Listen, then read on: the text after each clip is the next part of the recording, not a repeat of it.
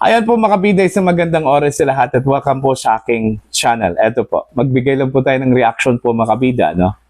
Dito ho sa post po ni retired General Orlando De Leon, ano po?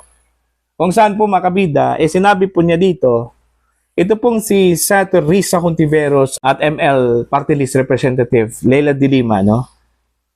Parang nagpakita po ng signs of depression, ano? Okay? Risa's soul is disturbed while Layla cannot sleep. Ayan. Serdanya, on the other hand, has fainting spells. What is happening to these people?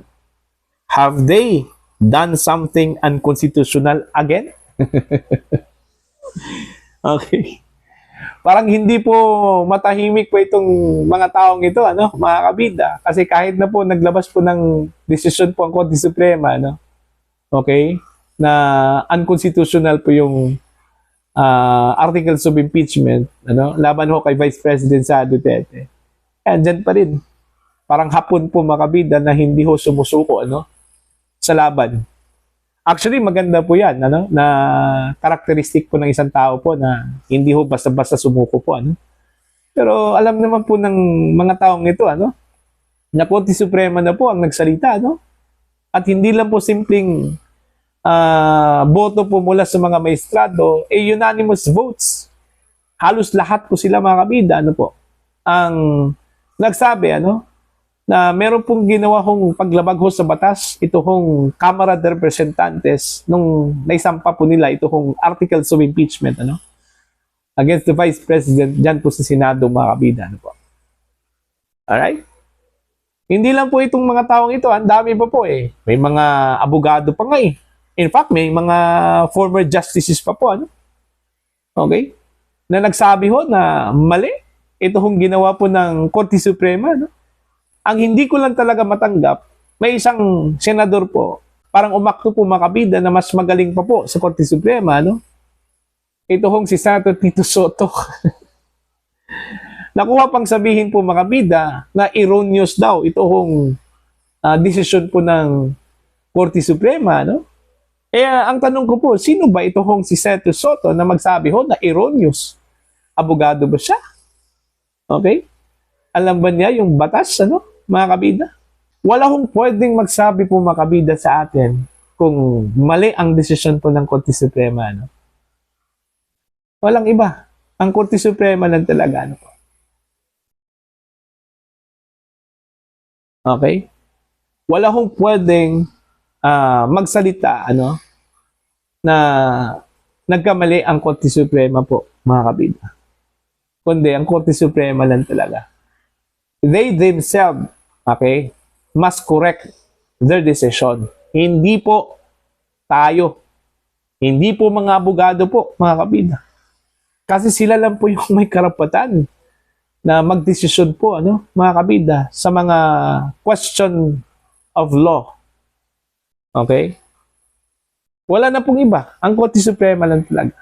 At wala po tayong karapatan na magsasabi, ano, na mali ang ginawa po ng Korte Suprema. Whether tama man o mali yung ginawa po ng Korte Suprema, mananatili po yung desisyon and part of the jurisprudence and part of the law of the land, mga kabida. Magiging jurisprudence na po yan eh. And since jurisprudence ay ginagamit po yan in the absence of a law. Okay? So parang batas na po yan, ano, mga kabida. Wala naman pong mas mataas po sa Korte Suprema eh. Ang Korte Suprema lang po, ano. At hindi po ito kung si Senator Soto ang mas mataas pa sa Korte Suprema. Okay? Hindi nga ito abogado eh. Hindi ko nga alam kung alam ba niya yung mga batas po, ano, mga kabida. Oh. Nag-research nga, pero kulang-kulang po. Nung tinanong po mga kabida, ano, ni Senator Marcoleta, yung sinight ba niya na desisyon na binaliktad po ng Korte Suprema, yung kanilang desisyon, ano ba yon? Unanimous ba yon o majority? Hindi nga niya nasabi eh. Okay? Kung unanimous ba yun o hindi, mga kabida. So anong ibig sabihin? Kulang-kulang yung kanyang research po. Tapos sasabihin po niya na erroneous ang desisyon ng Korte Suprema. Alam nyo, sampal po yan, ano? Doon po sa mga maestrado po ng Korte Suprema, mga kapida. Okay? Sampal po yan. Hindi nga nakapagsalita ng ganun yung mga experts po ng batas, ano, mga kabida. Ito pa ngang si Senator Soto na hindi po abogado, na umaakto parang abogado po, ano, mga kabida. Oh. So yun po, ano, medyo nainis lang talaga ako dito ho sa mga tao po na ayaw hong sumunod sa desisyon po ng Korte Suprema na parang pinipilit po nila na nagkamali ito hong Korte Suprema po, mga kabida, no? Okay? Diyan pa lang sa desisyon po nila na nilagay po ng Korte Suprema yung katagang immediately executory, parang pahiwatig na po yun, ano? Na kahit po mag-motion for reconsideration, ito pong House of Representatives, wala na pong pag-asa po mabaliktad po, mga kabida, ano? Ito hong kanila hong desisyon. Alright? At malinaw naman po yan sa history po ng Korte Suprema. Kailan pa po nagkaroon po ng reversal po ng kanilang desisyon pag unanimous po, mga kabida? Most likely, meron po siguro, no, mga instances po like majority po ang bumoto po, mga kabida, no? Pwede hong mabaliktad yan. Okay?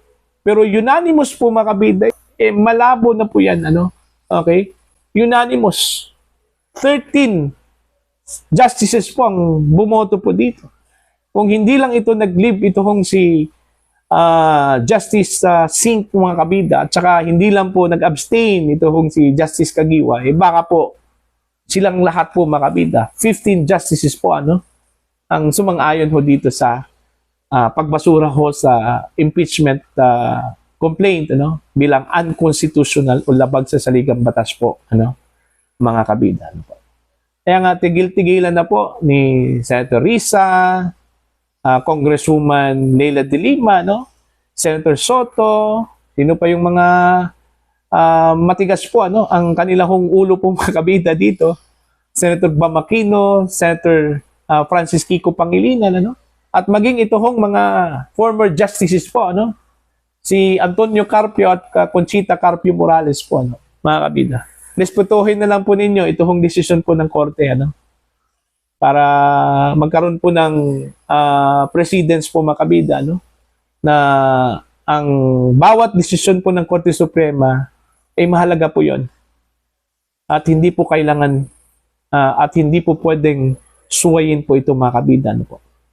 Ano pang silbi na tinawag po nating Korte Suprema sila, no? Kung hindi lang man po tayo sumusunod dun sa kanilang mga decisions, ano? Again, it will have a chilling effect kung magkaganon po, ano, mga kabida. Kung hindi po natin susundin ito, magkakaroon po ng chilling effect po yan, ano? Instead na ito lang mga opisyal na itong mga personalidad na ito ang hindi po sumunod sa utos po ng Korte Suprema o decision po ng Korte Suprema, baka mahawa po itong mga tao po, itong mga Pilipino po, mga kabida, na hindi na lang po sumunod kasi inunahan po ng kanilang mga opisyal po, mga kabida, no?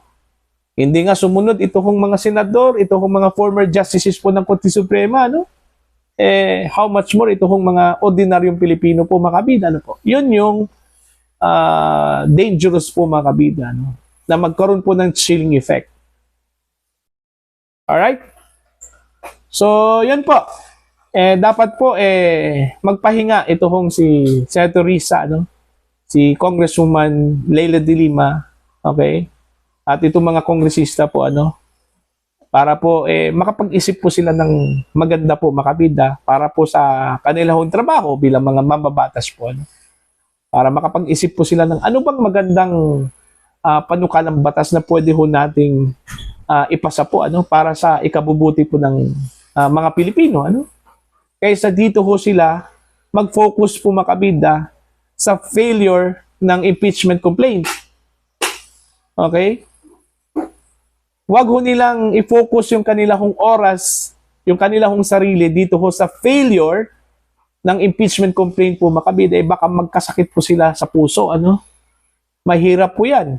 At ang matindi dyan is baka magkaroon po sila ng depression po dyan, mga kabida. No? Lalong-lalo na po, pag maglabas po ng final po na desisyon, ito kung Korte Suprema, ano po, no? Mahirap na pong tanggapin yan. Kaya nga, ngayon pa lang, mag-umpisa na pong tanggapin po nila ito kung naging desisyon po ng Korte Suprema. Alright? Para po sa inyo, mga kabida, ano po ang inyong opinion at pananaw ko dito? Please comment down. Sa mga hindi pa po subscriber sa aking channel, please subscribe. Just click the subscribe button, click the notification bell, click all para updated po kayo mga kabida sa aking mga uploads. Maraming salamat po sa inyo lahat.